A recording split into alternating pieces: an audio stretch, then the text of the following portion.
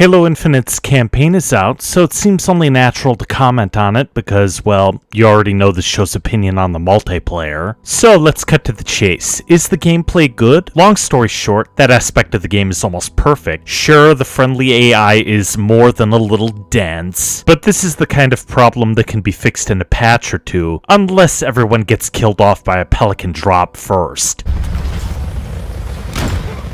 What was I talking about? Oh, right.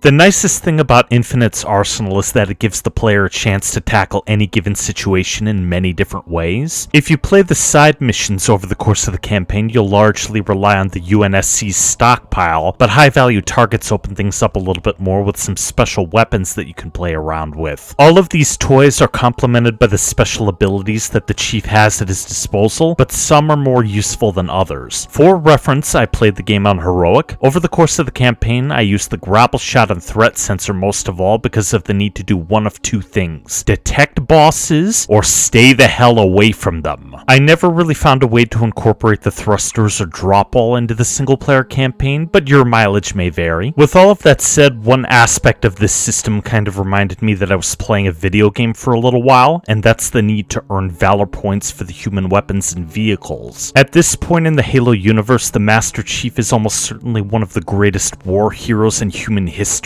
So why is he so short on the valor that he needs to get access to a Scorpion? It's not that big of a deal, but it calls to mind that writing is important. Speaking of which,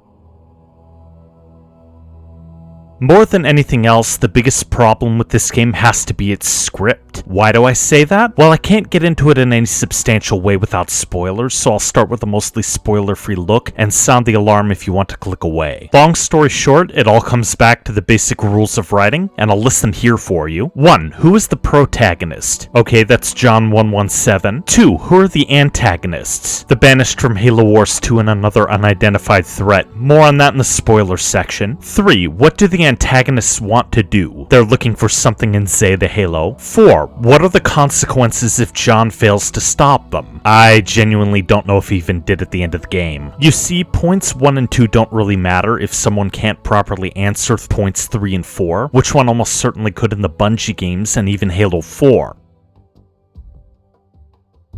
I have to start with our hero because it seems like there's also a subplot problem in Halo Infinite, and it revolves around 343's attempt to make the Master Chief a fully fleshed out character. This may have something to do with the backlash against Halo 5, but 343 seems to have a hard time deciding if they want him to be a robot or a person, depending on the scene that he's in. The writers missed some golden opportunities to add a bit more to his character, and I'll show you what I mean with this bit of dialogue.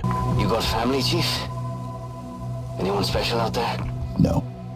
Look, I know that John probably won't pull a Maria 062 and settle down with a thick Spartan woman, but Fred, Linda, and Kelly just said, "Wow, thanks for the slap in the face, dude." Instead, what if we replace that line with something like, "I have a brother and 2 sisters out there"? It's not much, but it would be a heartwarming moment that reflects on the combat bonds that are formed in real militaries. Oh, that reminds me. I will never say anything bad about the weapon. She's a sweetie and I adore Jen Taylor's performance in the second half of the game. It's nice to see Halsey again as well, if only in the Chief's memories. Unfortunately, Cortana's presence is a huge step backwards, and it's partially because of the backlash to Halo 5. 343 set her up as the main villain heading into Game 6, had her blow up the brute homeworld, killed her off screen, and then turned around and made her good again for reasons. I'm not sure about the rest of you because playing is not the same as watching a YouTube clip, but that seems rather jarring, doesn't it? Okay, let's get to...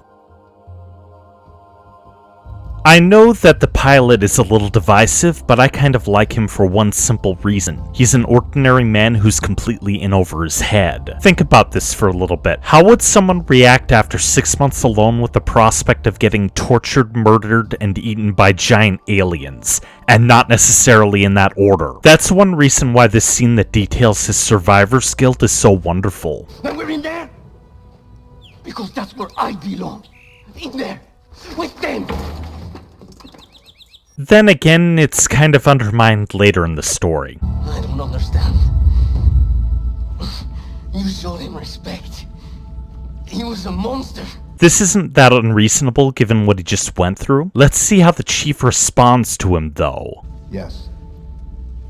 But at the end, he was just a soldier. Hoping he'd done the right thing. Chief, I'm pretty sure that ordinary soldiers don't eat their prisoners for breakfast, among other things. While we're on the subject,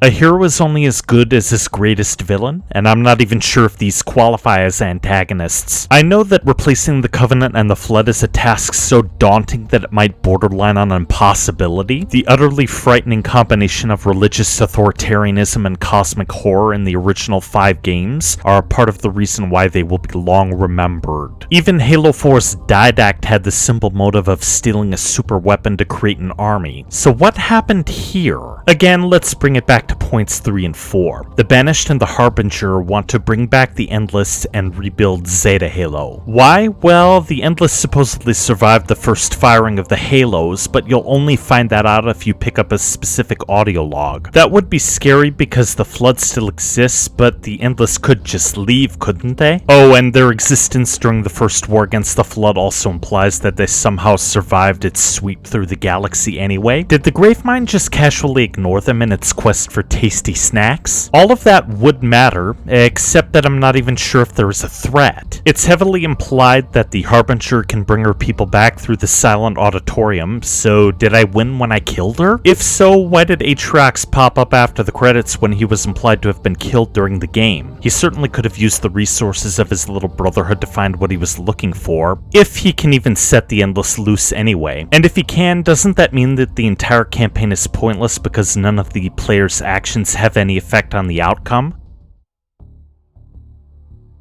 I honestly think that Halo Infinite's campaign needed more time in the oven. While the game is fun to play, the story needed a lot more thought put into it, and that more than anything is a crying shame. Thank you for watching this little video essay. If you liked it, be sure to subscribe and click that notification bell. You can also support our efforts through links in the description, and be sure to leave a comment whether you agree or disagree. It's always fun. We've got a lot of fun videos coming up, so keep an eye out for them, and I'll see you next time.